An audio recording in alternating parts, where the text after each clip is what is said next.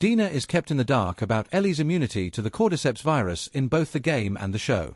As seen in Season 2, Ellie has self-inflicted burns and obtained a tattoo to hide the scars from her bites. When Ellie's mask cracks during the infected subway attack segment in the game, Dina learns of her immunity. Ellie is not affected by the virus in the game, even though airborne spores have not been introduced in the show. Isabela Merced, who starred in The Last of Us, explains why it was crucial to depart from the original. On May 4th, Scars, the 4th episode of Season 2 of The Last of Us, aired.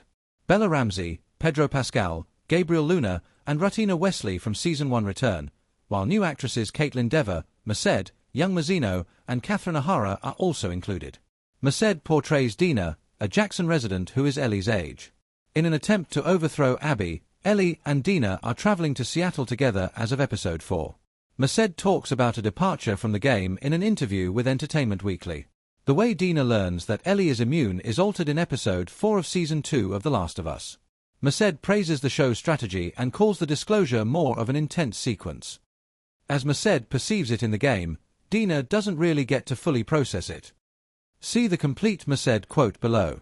The sequence has to be altered because the airborne illness hasn't been introduced into The Last of Us Season 2 yet.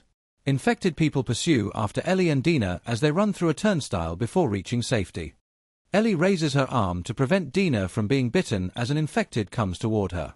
She has spared Dina by preventing Ellie from getting bitten in her place, but she threatens Ellie with a gun since she believes Ellie is going to change. Ellie shares her secret once they are secure. Dina's character in The Last of Us Season 2 has undergone a number of modifications from the original game, including revealing her relationship with Joel and having her attend his funeral.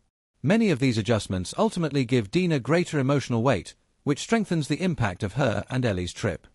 It will be intriguing to see what other adjustments The Last of Us Season 2 makes from the game as it premieres its last 3 episodes. The TV version employs cross-cutting techniques to provide a peek of the W.L.F., while The Last of Us Part 2 is restricted to Ellie's point of view as she explores the metropolis. Daily activities. Wright's persona in a cold open, Isaac is introduced as a Fedra soldier. In order to prove his loyalty to the expanding W.L.F. organization, he murders all of his own men.